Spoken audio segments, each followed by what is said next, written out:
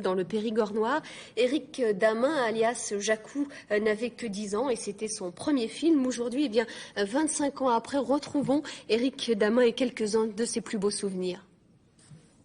Nous sommes ici entre les Aisy et Sarlat en Dordogne pour le déménagement de Jacou et de sa mère.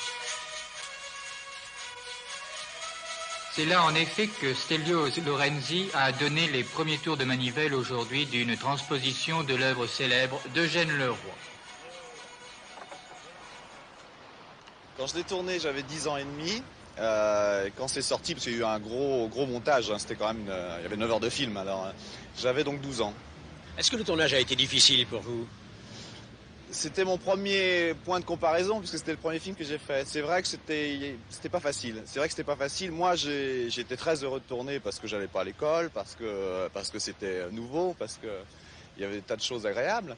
Mais c'est vrai qu'il y avait pas mal de nuits de tournage, des scènes dans le froid. On a commencé en février à tourner dans le Périgord noir. Il faisait pas chaud et il y avait des scènes où je faisais pieds nus. Enfin, des scènes, je me rappelle, pour la messe de minuit où c'était, on est resté 12 heures debout. Enfin, il y avait des trucs durs. Hein. Comment Lorenzi vous a-t-il fait travailler? C'était d'une manière assez réaliste. C'était chauffer avant les scènes, c'est-à-dire que me mettre en situation du rapport entre la mère qui était l'actrice et puis ma vraie mère, c'était totalement, malgré que l'époque soit différente, c'était totalement joué là-dessus, quoi. Imaginer que ma mère avait les mêmes déboires que ma maman dans le film, que mon père allait aux galères ou en prison, enfin, etc., pour une injustice. Et c'était assez réaliste, ouais. Au moment de la sortie du feuilleton, lorsqu'il a été présenté, ça a été lourd sur vos épaules, parce que tout le monde en parlait. Je me rappelle pas trop dans le sens où moi je me suis vu quand c'est passé à la télé la première fois et on s'aime pas quand on se voit en général. Enfin vous savez ce que c'est le fameux test du magnétophone quand on s'entend enregistrer ou quand on se voit filmer lors d'une fête de famille. On se dit oh mais quelle tête je fais. Bon c'est un peu pareil. Là c'était pareil. Je me souviens pas trop entre le moment des premières diffusions où je voulais pas regarder. J'avais cette espèce de fallait que je trouve autre chose à faire. Et puis le moment où effectivement ça a marqué les gens et le succès entre guillemets est arrivé quoi. Je me rappelle plus bien de ce passage. C'était assez flou. Il y avait beaucoup de choses qui sont arrivées en même temps. Quoi. Maintenant vous acceptez de le revoir? Je l'ai pas revu depuis longtemps, mais oui, parce que je crois que ça fait partie. Il y a une couleur de la télé de l'époque qui est assez intéressante, même si évidemment le champ audiovisuel s'est beaucoup développé, qu'il y a des choses très bien et très différentes maintenant. Je pense qu'effectivement il y a un petit parfum suranné qui est certainement assez agréable. Je pense pas que ça ait vieilli forcément. Je pense qu'effectivement c'est une autre odeur, quoi. Mais enfin des odeurs de Madeleine qu'on aime bien.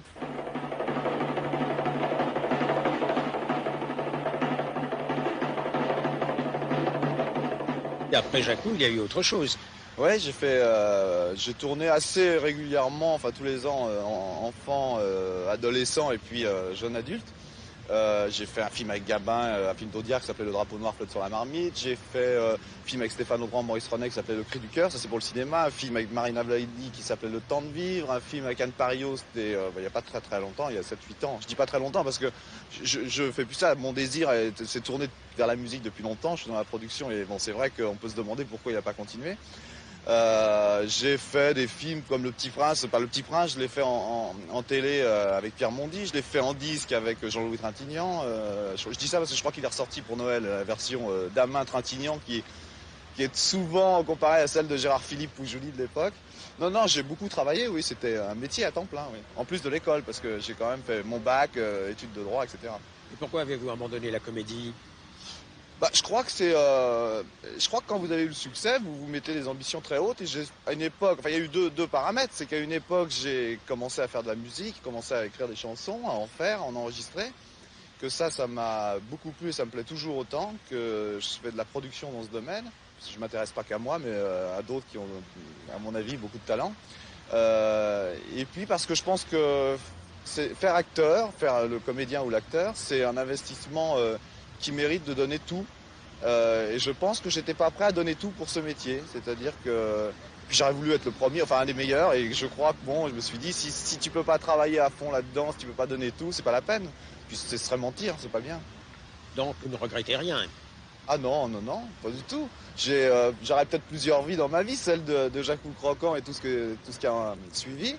Et puis celle d'un homme plus tard. Bon, c'est bien, j'ai commencé tôt, ça laisse d'opportunité de ne pas faire la même chose toute sa vie, je trouve ça bien. Puis quand on est tombé dedans petit, je veux dire, on est forcément artiste, et je trouve que les métiers artistiques sont de toute façon des métiers sans continuité. Il faut des changements, il faut des remises en question, c'est la définition, je crois. Eh bien,